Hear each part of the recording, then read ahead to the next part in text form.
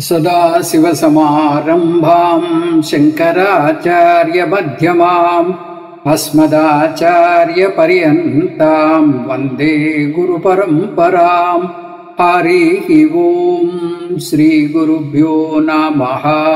हरिः ओं। మనం ఏకాదశ ఉపనిషత్తుల సారంలో 22వ క్లాసులో ఉన్నాం. ఛాందోగ్య ఉపనిషత్తులో 2వ అధ్యాయం ఈరోజు మనం అధ్యయనం చేయబోతున్నాం. ఛాందోగ్య ఉపనిషత్తు సామవేదానికి చెందినది. అందులో 8 అధ్యాయాలున్నాయి. వాటిలో మొదటి 5 అధ్యాయాలు ఉపాసన ప్రధానంగా ఉంటే, తక్కిన 3 అధ్యాయాలు జ్ఞాన ప్రధానంగా ఉంటాయి. ఉపాసనలను సకామ ఉపాసనలుగా చేయవచ్చు, లేదా నిష్కామ ఉపాసనలుగా చేయవచ్చు. సకామ ఉపాసనగా చేస్తే ధర్మ, అర్థ, కామ పురుషార్థాల్ని పొందవచ్చు. అదే నిష్కాముకంగా చేస్తే చిత్త ఏకాగ్రత, చిత్త వైశాల్యం ఏర్పడి జ్ఞాన యోగ్యత ప్రాప్తి కలుగుతుంది. ఉపాసన సగుణ బ్రహ్మ మీద చేస్తే మనకు కోరిన కోరికలు తీరుతాయి. అదే నిర్గుణ బ్రహ్మ మీద చేస్తే అది జ్ఞానానికి దారితీస్తుంది. ఉపాసనలో 2 రకాలున్నాయి. అవి కర్మాంగ ఉపాసన, స్వతంత్ర ఉపాసన. కర్మాంగ ఉపాసనలు కర్మలో ఒక భాగంగా వస్తాయి. వాటికి స్వంతంగా ఫలితం ఉండదు, కానీ కర్మ ఫలాన్ని పెంచుతాయి. స్వతంత్ర ఉపాసనలో ఉపాసన మాత్రం చేస్తారు, దాని ఫలం అధికంగా ఉంటుంది. మొదటి 2 అధ్యాయాలు కర్మాంగ ఉపాసనను బోధిస్తే, తక్కిన 3 అధ్యాయాలు స్వతంత్ర ఉపాసనను బోధిస్తాయి. ఈ నేపథ్యంతో 2వ అధ్యాయంలోకి అడుగు పెడదాం. ఇందులో 24 ఖండాలు, 82 మంత్రాలు ఉన్నాయి. నిజానికి ఛాందోగ్యోపనిషత్తులో ఒక్కొక్క అధ్యాయమే తక్కిన ఉపనిషత్తుల కన్నా పెద్దది. ఉదాహరణకు ముండకోపనిషత్తులో 65 మంత్రాలు ఉంటే, ఈ ఉపనిషత్తులో ఈ ఒక్క అధ్యాయంలోనే 82 మంత్రాలున్నాయి. ఈ అధ్యాయాన్ని 5 అంశాలుగా విభజించవచ్చు. అవి సామ ఉపాసన, పంచభక్తి ఉపాసనలు, సప్తభక్తి ఉపాసనలు, ఓంకార ఉపాసన, లోకప్రాప్తి సాధనం. మొదటి ఖండం సామ్న సాధు రూపేణ ఉపాసన. సామ ఉపాసన అంతకుముందు అధ్యాయంలో ఒక అవయవం మీద ఉపాసనలు చూశాం. ఇప్పుడు సమస్త సామ అవయవాల మీద ఉపాసనలు చూస్తాం. అవయవ, అవయవి ఉపాసనలో ఏది శ్రేష్టమైనది? ఏదో ఒక దాని మీద చేసే కన్నా మొత్తం అవయవాల మీద చేసే ఉపాసనే శ్రేష్టం కదా. అందువల్ల ఈ ఉపాసనను సాధు ఉపాసన అన్నారు. మొత్తం మంత్రాలను తీసుకుంటే అది సామ అవుతుంది. సామ అంటే మంచిది అని. సామకు అనేక అర్థాలున్నాయని శంకర్ల వారు వివరిస్తున్నారు. సమత్వాత్ సామ, సమత్వం ఉన్నది, అందమైనది, ఒక లయ ఉన్నది, అందువల్లనే అది సామగానమైంది. ఇద్దరి మధ్య సంధి కుదిర్చేటప్పుడు సామదాన భేద దండోపాయాలు అంటారు. మొదటి స్థాయి సామదే, సమానం చేస్తుంది. ఏది మంచిదైతే అది సామ, ఏది చెడు అయితే అది అసామ. సామ్నయనం భాగాత్, ఒక వ్యక్తి ఉన్నతమైన ఉద్దేశంతో వచ్చినప్పుడు అని అర్థం. ఇక్కడ సామ్న క్రియా విశేషంగా చెడు తలుపుతో వచ్చినప్పుడు సాధునైన భాగాత్ అంటారు. క్రియా విశేషణం అయితే క్రియను గురించి తెలిపేది. సామనో బతేతి, ఎవరికైనా మంచి జరిగితే మాకు సామ కలిగింది అంటారు. ఇక్కడ సామ విశేషణంగా వచ్చింది. విశేషణం అంటే నామవాచకం గురించి తెలిపేది. దీనివల్ల సామ అంటే మంచిది అని అర్థం. అందువల్ల సామవేదాన్ని సాధు రూపంలో ఉపాసనగా చేయొచ్చు. దాన్ని సామ్న సాధురూపేణ ఉపాసన అంటారు. దీనివల్ల ఫలితం అన్ని మంచి లక్షణాలు మనకు వస్తాయి. మనస్సు సమభావంతో ఆలోచిస్తుంది. ఖండాలు 2 నుంచి 7 వరకు పంచవిధ సామ ఉపాసన గురించి చెప్తుంది.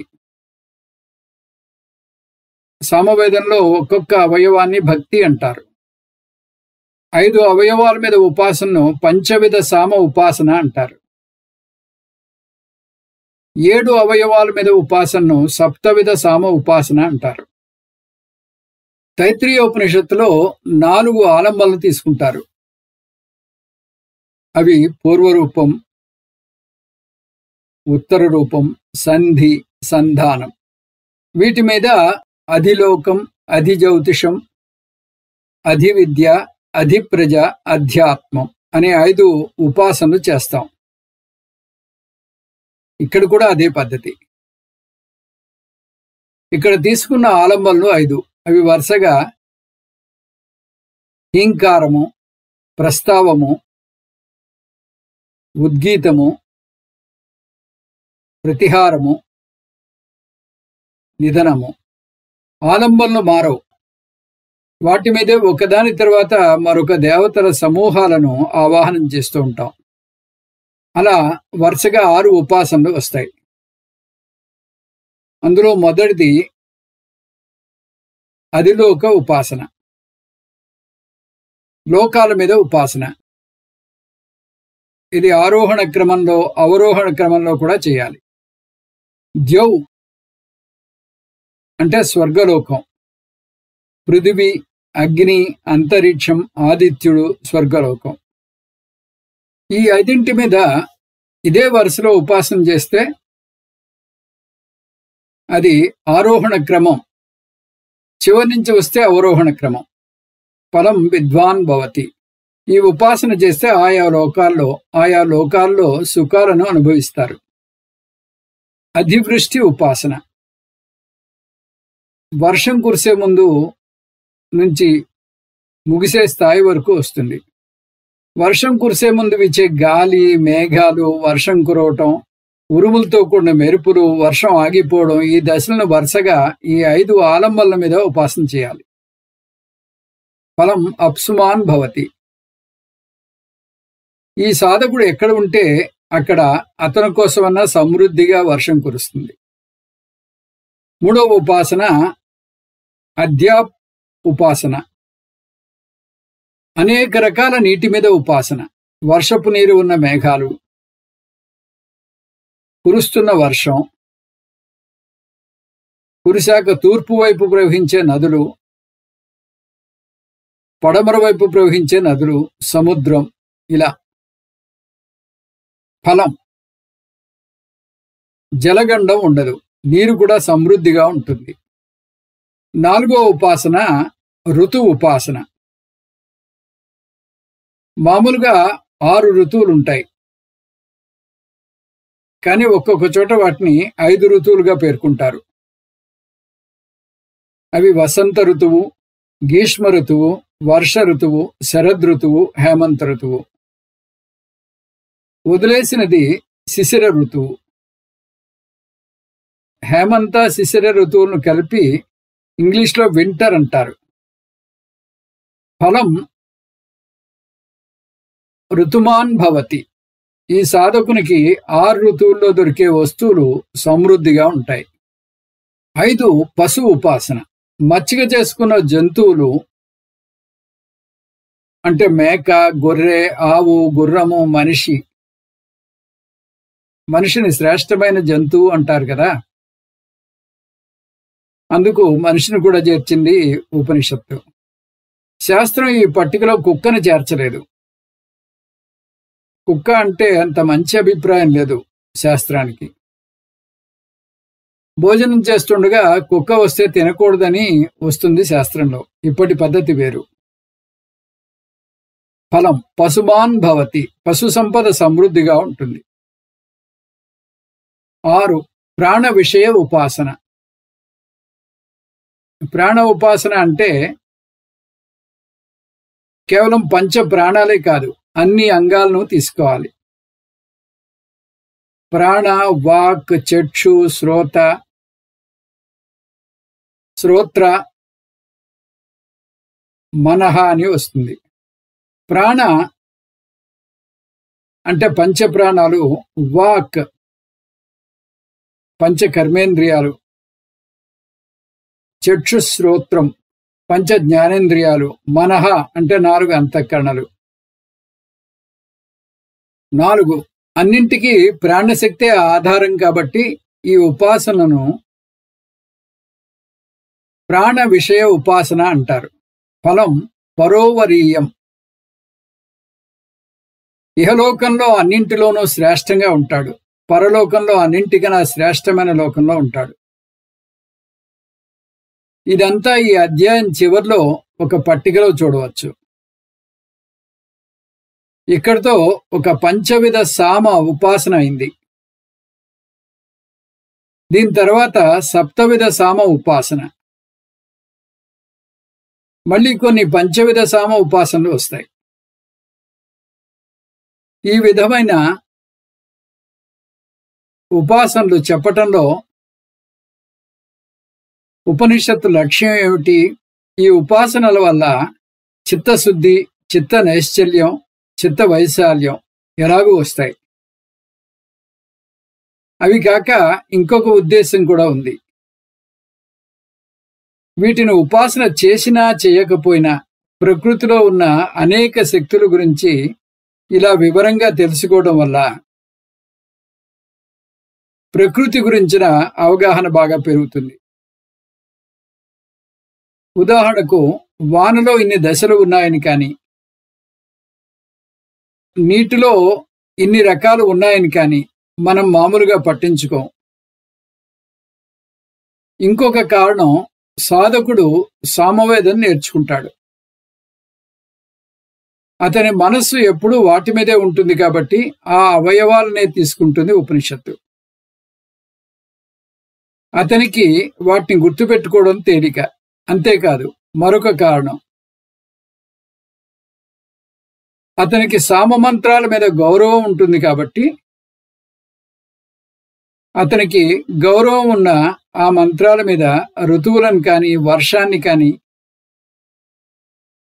నీటిని కానీ ఆవాహనం చేయడం వల్ల వాటి మీద గౌరవం పెరగటమే కాక దేన్ని అగౌరవంగా చూడకూడదని నేర్చుకుంటాడు.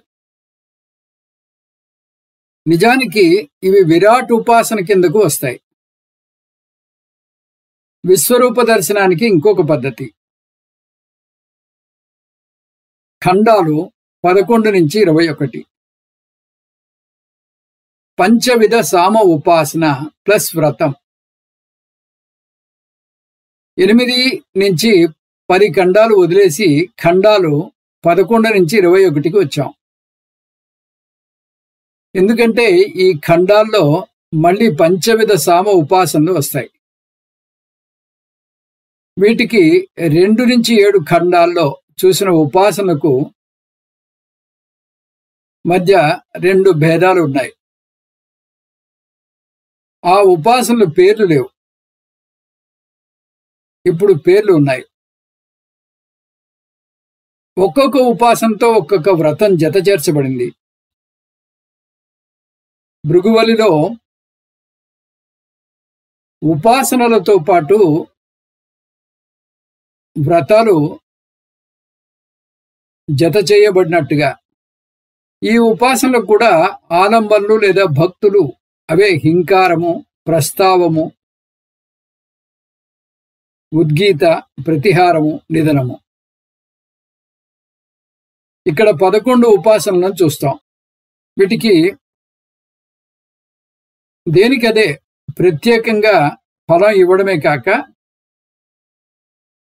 అన్నింటికీ కలిపి సమంగా కొన్ని ఫలాలను ఇచ్చింది ఉపనిషత్తు. ముందు అవి ఏమిటో చూద్దాం. సర్వమాయురేతి, ఆయుష్ పెరుగుతుంది. జోగ్జీవతి, ప్రకాశవంతమైన జీవనం గడుపుతాడు. మహాన్, మహానుభావుడు అవుతాడు. ప్రజయ, సంతతి కలుగుతుంది. పశుభిర్భవతి, పశు సంపద ఏర్పడుతుంది. మహాన్ కీర్త్య, గొప్ప కీర్తివంతుడు అవుతాడు. గాయత్ర సామ ఉపాసన, ఈ పేరుకి ఉపాసనకి సంబంధం లేదు. విషయం ప్రాణం. ప్రాణం అంటే సూక్ష్మ శరీరంలో 19 అంగాలు వస్తాయి. ఫలం ప్రాణీ భవతి, అన్ని అంగాలు ఏ అనారోగ్యం లేకుండా చక్కగా పనిచేస్తాయి. వ్రతం మహాన్ స్యాత్, ఉదార గుణం కలవాడై ఉంటాడు. రథంతర సామ ఉపాసన, ఇక్కడ విషయం అగ్ని, అగ్ని మథనం, పొగ రావటం, మంటలు రేగటం, ఆహుతులు వేస్తున్నప్పటికీ జ్వాల, సద్దుమణుగుతున్న జ్వాల. ఫలం బ్రహ్మవర్చస్వనాదో భవతి, బ్రహ్మవర్చస్సు పొందుతాడు. అన్నం సమృద్ధిగా పొందుతాడు. వ్రతం ప్రత్యగ్నిమాచామి, అగ్ని ఎదురుగా కూర్చుని ఆచమనం చేయకూడదు. నా నిష్ఠీవేత, అగ్ని ఎదురుగా ఉమ్మకూడదు. వామదేవ్య సామ ఉపాసన, విషయం మైథునం, స్త్రీ పురుష సంయోగం. దీన్ని బట్టి వైదిక కాలంలో ప్రతీదీ దైవ కార్యంగా చూసేవారని తెలుస్తుంది. ఇద్దరికీ అంగీకారం ఉండాలి, ఇద్దరూ ఆనందంగా ఉండాలి. భర్త భార్యను సమీపించాలి, భార్య సహకరించాలి. సంయోగం ముగించడం. ఫలం ముధినీ భవతి, భార్యాభర్తలు అన్యోన్యంగా ఉంటారు, మంచి పిల్లలు పుడతారు. వ్రతం నకంచన పరిహారేత్, భార్యను తిరస్కరించకూడదు. బృహత్ సామ ఉపాసన, విషయం ఆదిత్యుడు, ఉదయించిన సూర్యుడు. మిట్ట మధ్యాహ్నం, మధ్యాహ్నం, అస్తమిస్తున్న సూర్యుడు. ఫలం తేజస్యన్నాదో భవతి, తేజస్సు గలవాడవుతాడు. వ్రతం తపంతం న నిందేత్, సూర్యుడు ప్రతాపం చూపిస్తున్నాడు, ఎండ దంచేస్తున్నాడు అని తిట్టకూడదు. వైరూప సామ ఉపాసన, విషయం వర్షం, చెదురుమదురుగా ఏర్పడిన మేఘాలు, వర్షం కురవడానికి సిద్ధంగా ఉన్న మేఘాలు, కురుస్తున్న వాన, మెరుపులు, ఉరుములు, వర్షం ఆగిపోవటం. ఫలం పశూన్ న వరుందే, పశు సంపద బాగా ఉంటుంది అది కూడా. విరూపాగుంశ స్వరూపాగుంశ, వివిధ రూపాలున్న మంచి రూపాలున్న పశువులు. ఈ ఫలితం వింతగా ఉంది. వ్రతం వర్షంతం న నిందేత్, వానను నిందించకూడదు. వైరాజ సామ ఉపాసన, విషయం ఋతువులు. వసంత ఋతువు, గ్రీష్మ ఋతువు, వర్ష ఋతువు, శరదృతువు, హేమంత ఋతువు, హేమంత ఋతువులో శిశిర ఋతువు కూడా కలుపుకోవాలి. విరాజతి, ఏ కాలానికి తగ్గ వస్తువులు ఆ కాలంలో అతనికి సమృద్ధిగా దొరుకుతాయి. ఋతువున్న నిందేత్, ఋతువులను నిందించకూడదు, సంతోషంగా ఆస్వాదించాలి. శక్వరి సామ ఉపాసన, విషయం లోకాలు. అవి పృథివీ, అంతరిక్షం, స్వర్గలోకం, దిక్కులు. శక్వరీ సామ ఉపాసన, విషయాలు లోకాలు. అవి పృథివీ, అంతరిక్షం, స్వర్గలోకం, దిక్కులు, తక్కిన లోకాలు, సముద్రం. మొదటి మూడింటిని మామూలుగా భూలోక, భువర్లోక, సువర్లోకాలు అంటారు. ఫలం లోకీ భవతి, ఆయా లోకాలకు చెందిన సుఖాలను అనుభవిస్తాడు. వ్రతం లోకాన్న నిందేత్, లోకాలను నిందించకూడదు. రేవతి సామ ఉపాసన, విషయం పశువులు. అవి మేక, గొర్రె, ఆవు, గుర్రం, మనిషి, అన్నీ మచ్చిక చేసుకున్న జంతువులు. పశుభిర్భవతి, పశు సంపద సమృద్ధిగా పొందుతాడు. వ్రతం పశూన్న నిందేత్, పశువులను నిందించకూడదు, హింసించకూడదు. యజ్ఞ యజ్ఞేయ సామ ఉపాసన, విషయం శరీర అవయవాలు. శరీరం మీద వెంట్రుకలు, చర్మం, మాంసం, ఎముకలు, మూలుగు. ఈ ఉపాసనను బట్టి శరీరాన్ని కించపరచకూడదని తెలుస్తోంది. ఫలం అంగీభవతి, శరీరంలో ఉండేటటువంటి అంగాలన్నీ ఆరోగ్యకరంగా ఉంటాయి. వ్రతం మజ్నో నాస్నీయాత్, మాంసం తినకూడదు. ముందు సంవత్సర కాలం అని చెప్పి తర్వాత జీవితాంతం అంటుంది ఉపనిషత్తు. 10 రాజస సామ ఉపాసన, విషయం దేవతలు. వారు అగ్ని, వాయువు, ఆదిత్యుడు, నక్షత్రాలు, చంద్రుడు. ఫలం సాయుధ్యం గచ్చతి, ఆయా లోకాల దేవతలతో ఐక్యం చెందుతాడు. వ్రతం బ్రాహ్మణ్యాన్న నిందేత్, బ్రాహ్మణుణ్ణి నిందించకూడదు. ముందు ఉపాసనలో ఏ విషయానికి తగ్గట్టుగా ఆ వ్రతం వచ్చింది, కానీ ఇక్కడ దేవతలను నిందించకూడదు అనలేదు. ఎందుకంటే బ్రాహ్మణుడు దేవతలతో సమానం. బ్రాహ్మణుడు అంటే గుణబ్రాహ్మణుడు అని అర్థం తీసుకోవాలి. సర్వసామ ఉపాసన, చివరిది అత్యంత ఉన్నతమైనది. ఇక్కడ పేరు చెప్పలేదు, కానీ విషయాన్ని బట్టి ఇలా చెప్పవచ్చు. ఇక్కడ ప్రత్యేకత ఏమిటంటే ఒక్కొక్క ఆలంబనం మీద 3 వస్తువులను ఆవాహన చేయాలి.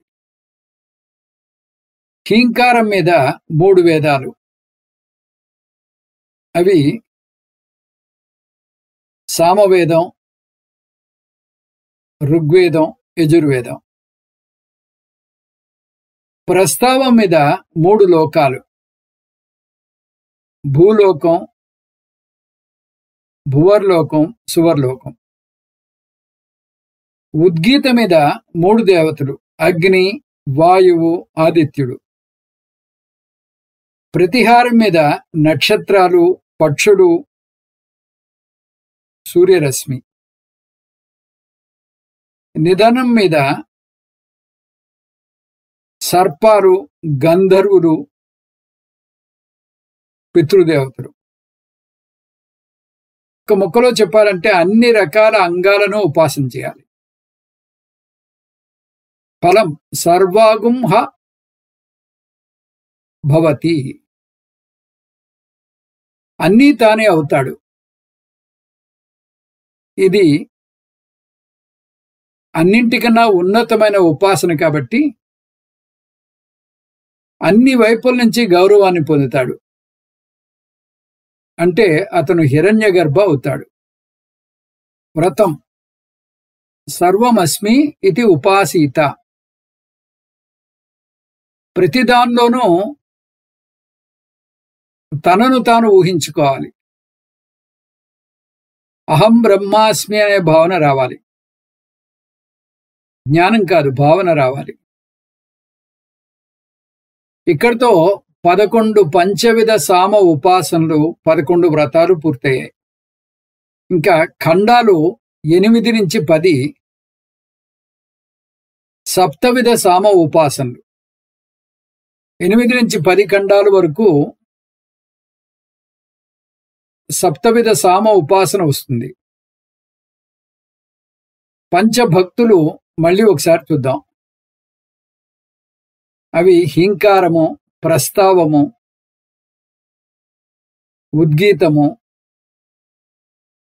ప్రతిహారము, నిదానము.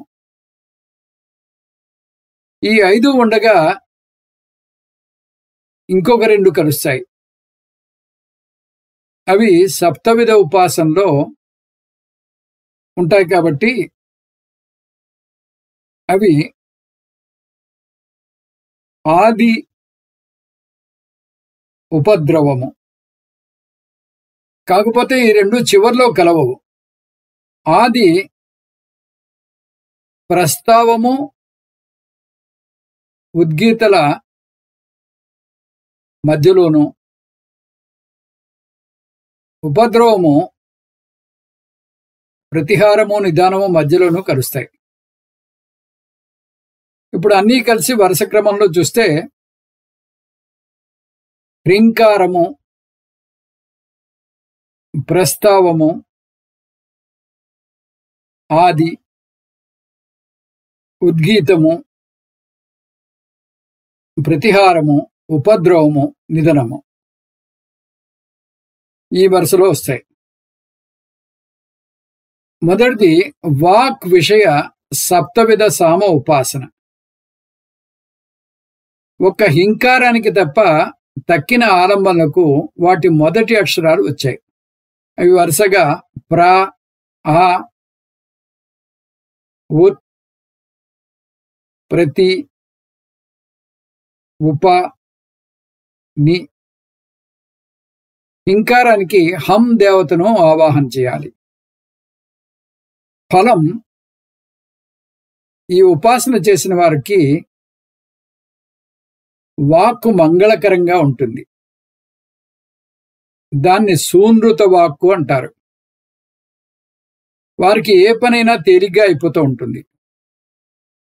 ఇంకా రెండో ఉపాసన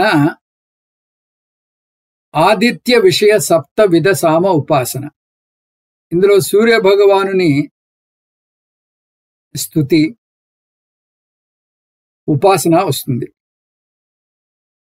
2 అంశాలను స్తుతిస్తున్నది ఉపనిషత్తు. అందరికీ సమంగా కాంతి పంచుతాడు సూర్యుడు. సూర్యుడిని ఎవరు చూస్తే వారికి సూర్యుడు తమనే చూస్తున్నాడు అనిపిస్తుంది. సప్తవిధ సామ ఉపాసనలో సూర్య భగవానుని సప్తదశలు ఒక రోజులో ఆవాహన చేస్తూ ఏ జీవికి ఏ దశ ఇష్టమో కూడా చెప్తోంది. దశలు: సూర్యోదయం ముందు, సూర్యోదయం అవగానే, సూర్యకిరణాలు పృథివిని తాకినప్పుడు, మిట్ట మధ్యాహ్నం,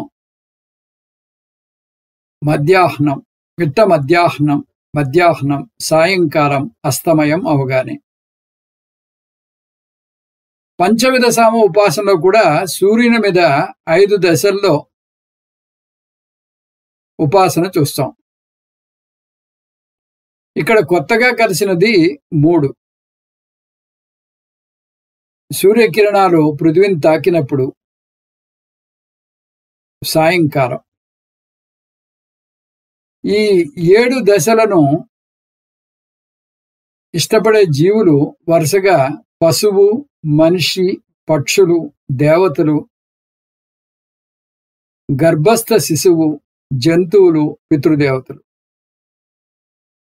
చెప్పలేదు గాని ఉపాసన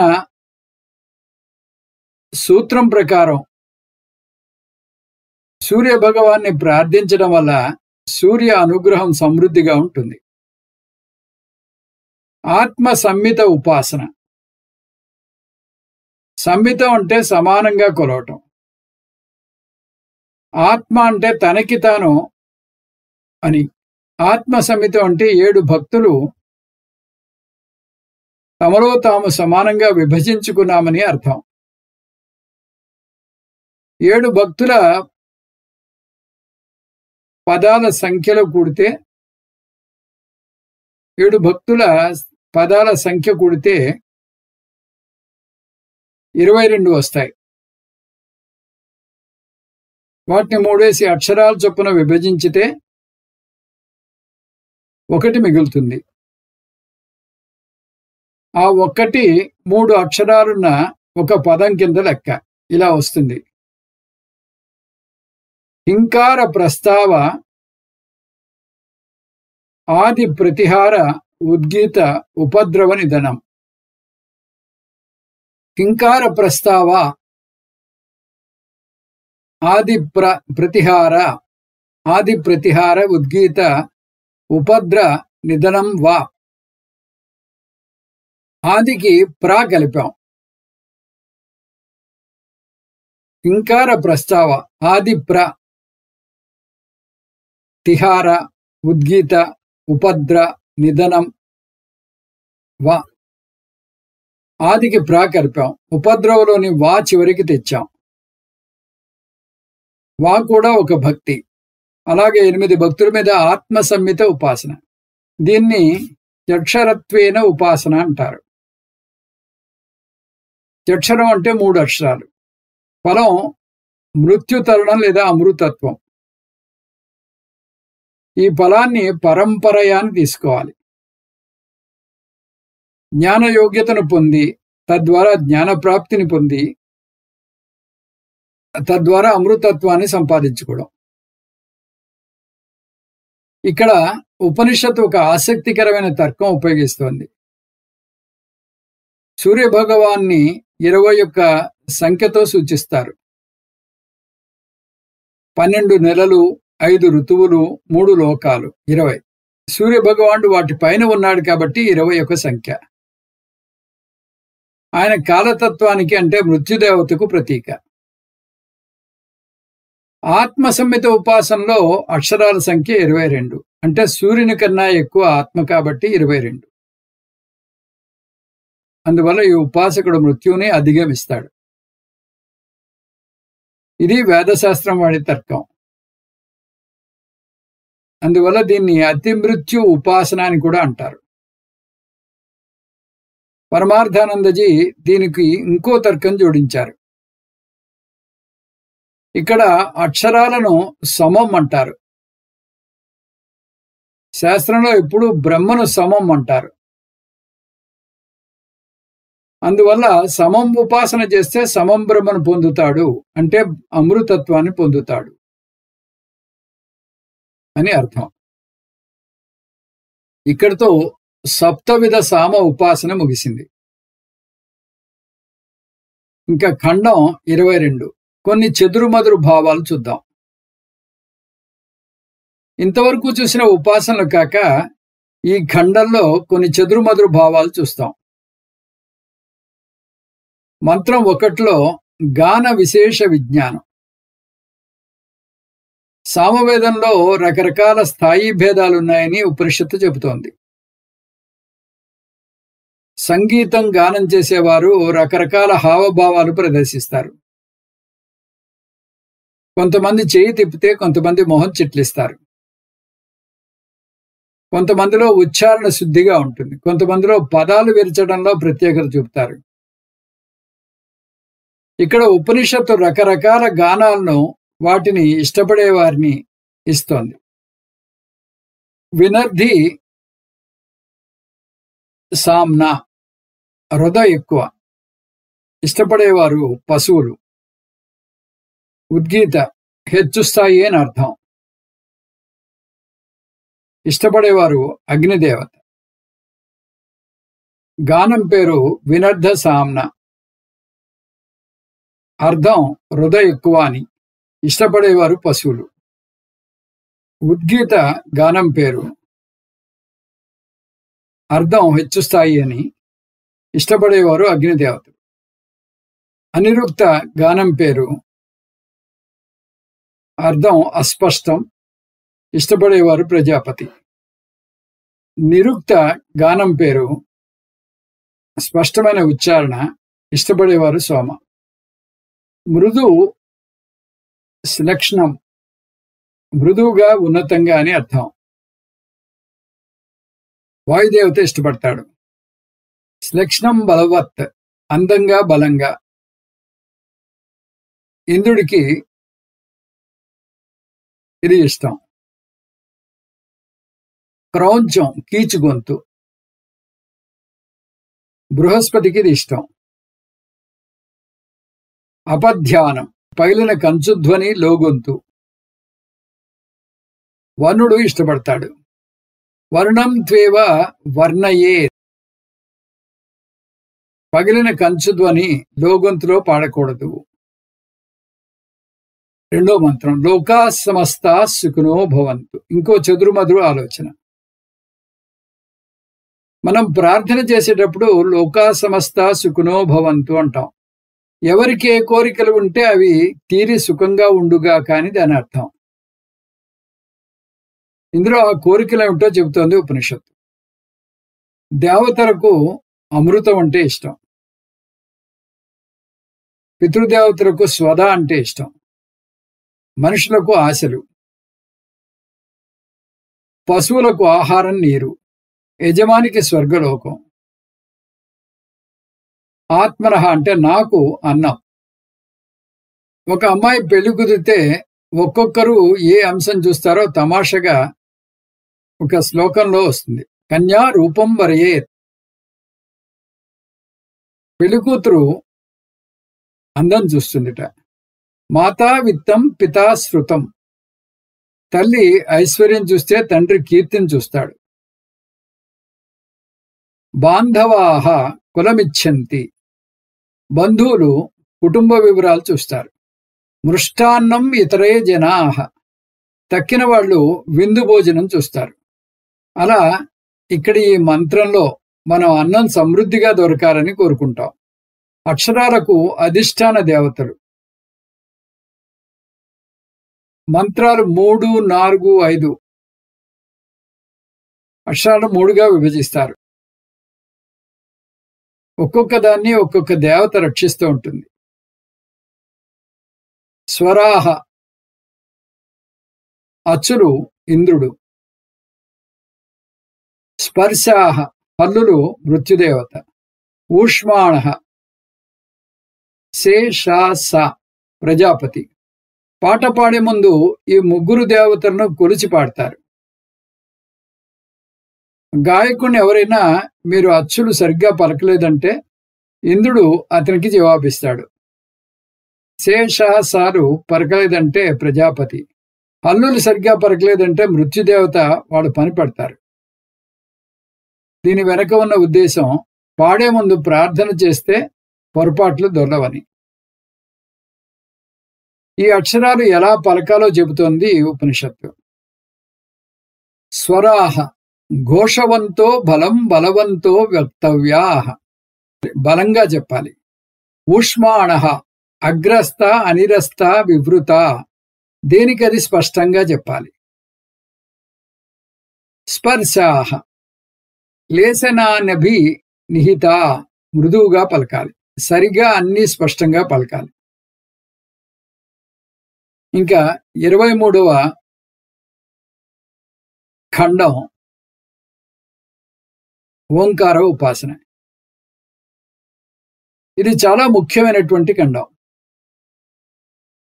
ఈ ఓంకార ఉపాసన గురించి చెప్తోంది ఉపనిషత్తు. దీన్ని బ్రహ్మ ఉపాసన అని కూడా అంటారు. ఈ ఉపాసన ఏమిటో చూద్దాం. బ్రహ్మ ఉపాసన ఇది చాలా ముఖ్యమైనటువంటి ఖండం. ఇది చాలా ముఖ్యమైనటువంటి ఖండం. ఓంకార ఉపాసన గురించి చెప్తోంది ఈ ఉపనిషత్తు.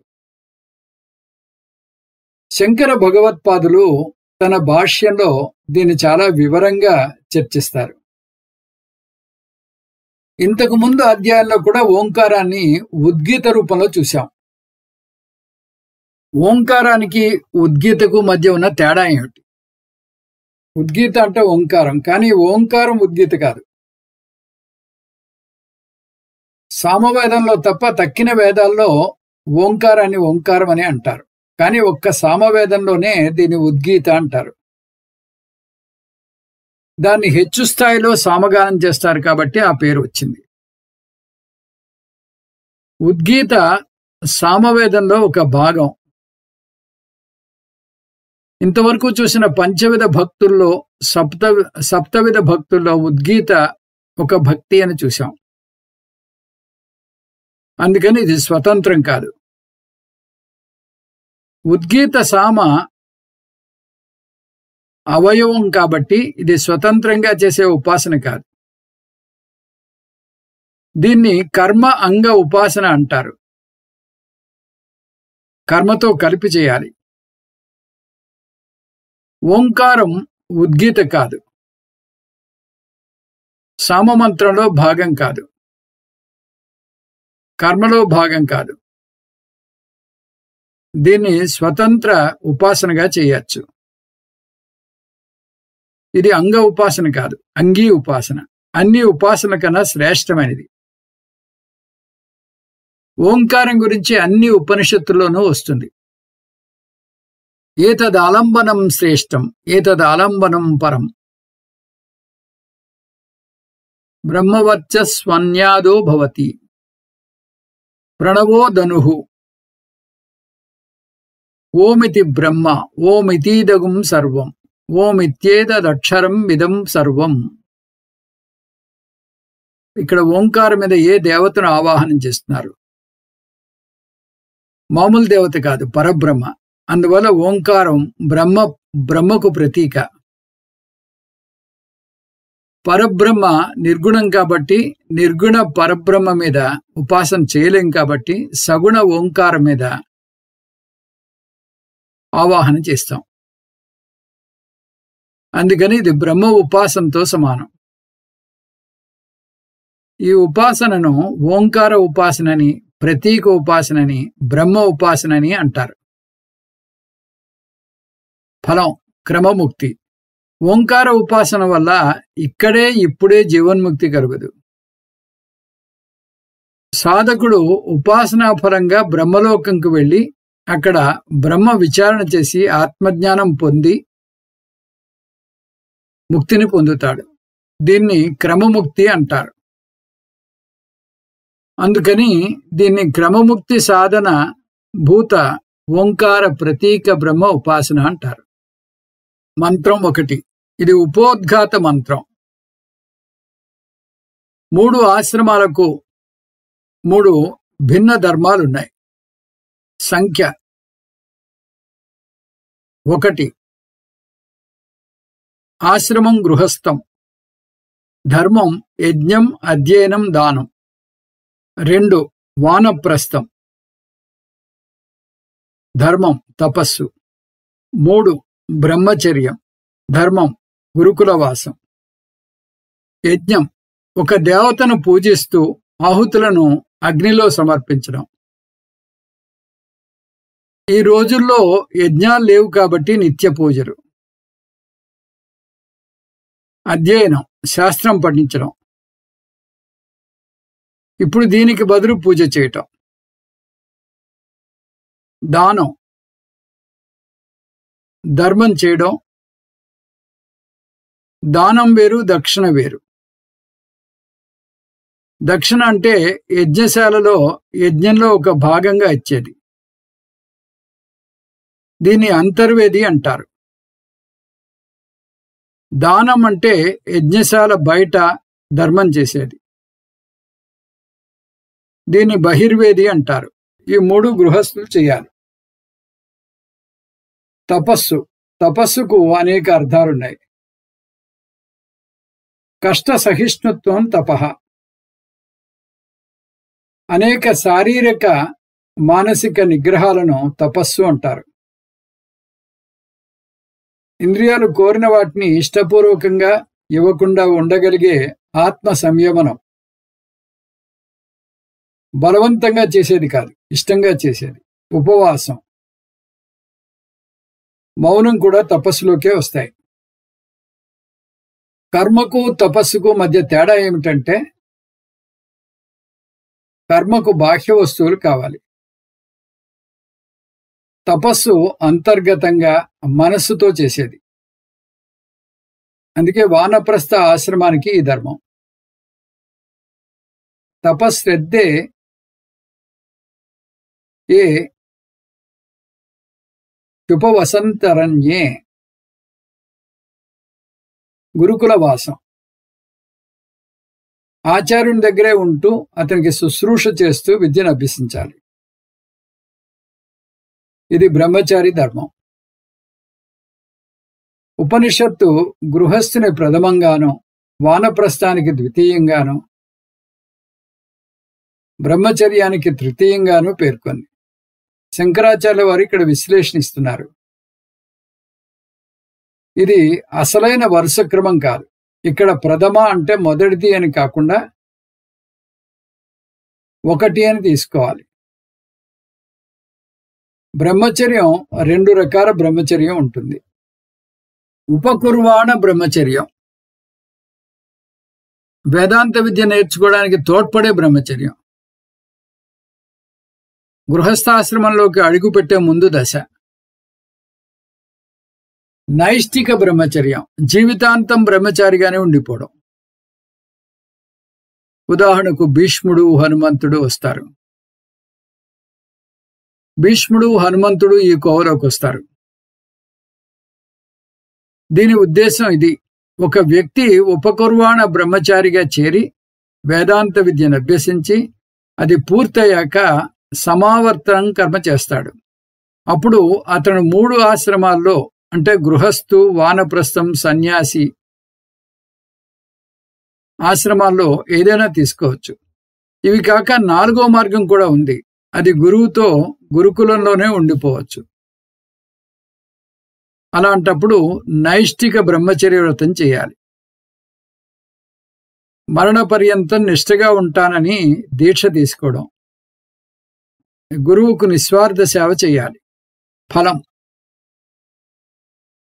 సర్వయేతే పుణ్యలోకా భవంతి. ఈ 3 ఆశ్రమాలకు చెందిన వాళ్ళు వాళ్ళ ధర్మాలను నిర్వర్తించడం వల్ల పుణ్యలోకాలకు వెళ్తారు.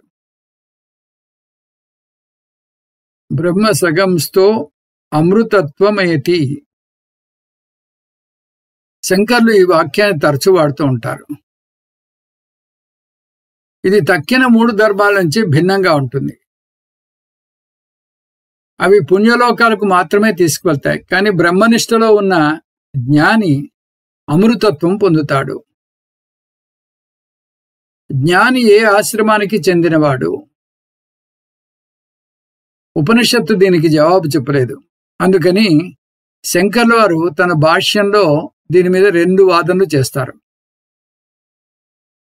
వేద పూర్వభాగం మీద మీమాంస చేసే పూర్వపక్షి ఏ ఆశ్రమం కన్నా చెందవచ్చు. కానీ శంకరాచార్య వారు పారిశేషిక న్యాయ దృష్ట్యా సన్యాసాశ్రమానికి చెందినవాడు అని నిర్ధారిస్తారు. 3 ఆశ్రమాలకు ధర్మాలు చెప్పి వదిలింది కాబట్టి మిగిలింది సన్యాసాశ్రమం కాబట్టి దాన్ని పారిశేషిక న్యాయము అంటారు. ఈ విధంగా జ్ఞాని సన్యాసాశ్రమానికి చెందినవాడు అని శంకర్లు అంటారు. ఇంకొక అర్థం కూడా చెప్పారు శంకర్ల వారు. ఈ అధ్యాయం మొత్తం ఓంకార ఉపాసన ప్రకరణం. అలాంటప్పుడు హఠాత్తుగా బ్రహ్మజ్ఞానం మధ్యలో చోటు చేసుకోలేదు. కాబట్టి ఇక్కడ బ్రహ్మ అంటే ఓంకారం అని అర్థం చేసుకోవాలి. బ్రహ్మకున్న అనేక అర్థాల్లో ఓంకారం అనేటటువంటి అర్థం ఒకటి. భూరితివా రుచః భువ ఇతి సాపాని సువరితి యజుగుంషి మహ ఇతి బ్రహ్మ బ్రహ్మణా వావ సర్వే వేద మహీయంతే. మహ ఇతి బ్రహ్మలో బ్రహ్మ అంటే ఓంకారం. అందుకని ఓంకార ఉపాసన నిష్టలో ఉన్న ఉపాసకుడు అమృతత్వం పొందుతాడు. ఇక్కడ అమృతత్వం అంటే క్రమముక్తి అని తీసుకోవాలి. అంతకు ముందు కూడా చూశాం ఇదే విషయం. మంత్రాలు 2, 3 ఓంకార స్తుతి. ఓంకారాన్ని అన్నింటి సారంగా కీర్తించింది ఉపనిషత్తు. దాన్ని ఒక సంఘటన ద్వారా చూపించింది. ఒకసారి బ్రహ్మదేవునికి 3 లోకాల సారం ఏమిటో తెలుసుకోవాలనిపించింది. దానికోసం తపస్సు చేశాడు. ఆ 3 లోకాలు భూలోక భువర్లోక సువర్లోకాల సారం. 3 వేదాలు. 3 వేదాలు ఋగ్వేద సామవేద యజుర్వేదాల సారం 3 వ్యాహృతులు. 3 వ్యాహృతులు భూహు భువః సువః. వీటి సారం 3 మాత్రలు. 3 మాత్రలు అకార ఉకార మకారాలు. ఇవి కలిపితే ఓంకారం వచ్చింది. ఇప్పుడు వెనక్కి వెళ్తే ఓంకారంలో అకార ఉకార మకారాలనే మాత్రలున్నాయి. 3 వ్యాహృతుల సారం ఇది. భూ భువః సువః అనే 3 వ్యాహృతులు.